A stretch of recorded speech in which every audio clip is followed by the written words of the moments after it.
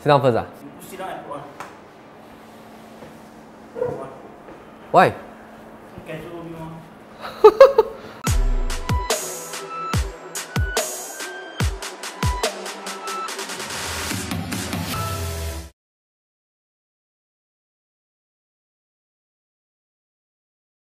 Alright, we have another question asking about what is a HDB Contra facility and how does that work? Well, HDB Contra is basically for people that are selling and buying HDB resale properties. It works in the sense that whereby there's no bank loans involved. So for example, let's say if your current HDB flat, you are taking a HDB loan, there's an outstanding HDB loan, or you have already fully paid it and you want to buy another HDB resale flat and taking a HDB loan again, or you're going to fully pay off that HDB flat, then you are eligible to apply for HDB Contra facility. Now this facility is just like funds transfer. So when you do the sale and purchase concurrently, provided your buyers involved in purchasing your flat and your sellers for your new resale flat is agreeable for you to perform a Contra facility. Basically, your appointments will run concurrently when you submit to HDB during the resale submission, and HDB will actually port over your funds from your existing home to the new place itself. So it becomes a more seamless transaction for you as a center party. But do note that when you perform a Contra facility, basically if all timelines go smoothly, the completion date for both properties is the same, which means you will have to vacate from your current place and you only take the keys of your new place on that same exact date. So you have to plan for your next accommodation in terms of the transition accordingly, because if you do not negotiate for extension stay for your current place, that means you don't have time to move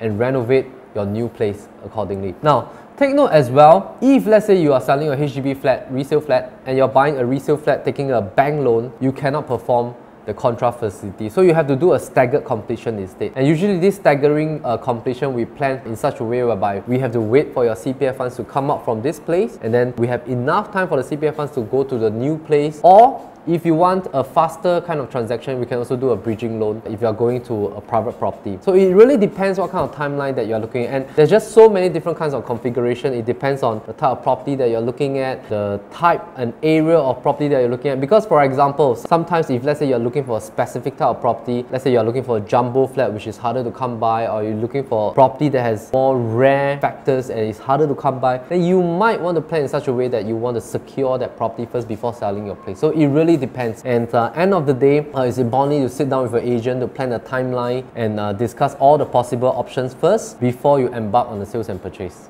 Hope that answers your question. Are HDB Shophouse now a good form of investment, since most of them are already like having a balance of about 60 over years lease?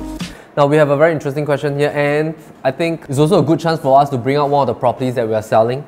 Now, HDB Shophouse lovers, why will people want to buy a HDB Shophouse? Now, these kind of properties are mostly for rental play. Why would I say that it is for rental play? Just let me give you an example. Now, we're selling this property at Bukit Batok, a double-story HDB Shophouse, balance of 65 years lease from the year 2018 right now. This property itself, it depends whether do you have a perspective of buying it for a rental play, or are you more of a person that you want more upside capital appreciation. I personally think that this kind of HDB shophouses, firstly, HDB is no longer building shophouses anymore. Now if you notice in the new HDB estates, HDB is the master tenant. They rent out to the shops below the multi-story car park, and they no longer sell the shops anymore. So these kind of HDB shophouses are usually in mature estates. They're usually at the town central area near to the MRT station. Of course, there are some units that are not at MRT station area. They could be at the town center area of the HDB estate. Let me give you an example. Now this property that we're selling here, it has dual story, total of 154 square meters. The first story is 72 square meters. You can rent out as a whole unit, whole shop downstairs, or you can split it to half shop and rent it out. Upstairs, you actually have a HDB 3-room flat, 82 square meters. So all in all, you're buying a HDB commercial shop house, double story, 154 square meters, which brings up to be about 1658 square feet. Now, the key thing is that you can rent out the 2 half shops separately to 2 different tenants. You can also rent out upstairs separately to another tenant. So you can actually have 3 separate tenants, or you can rent out the whole shop itself to 1 master tenant. It's purely up to you. Secondly, as a Singaporean, if you own a HDB flat, you can still buy a HDB shophouse. Now that's cool because essentially you already have a HDB flat,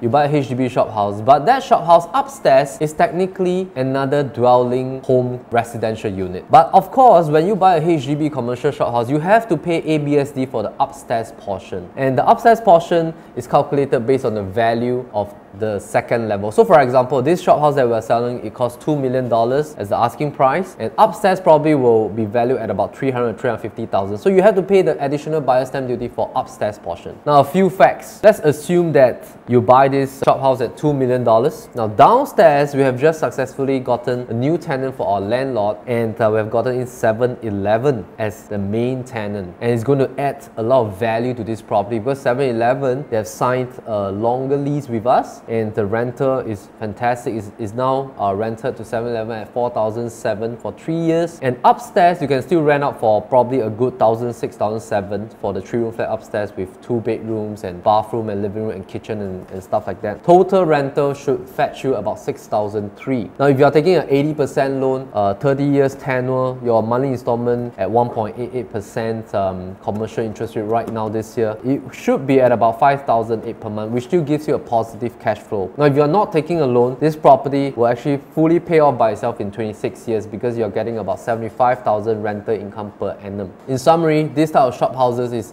especially good for rental play and if there's a strong anchor tenant. Hope we answered your question.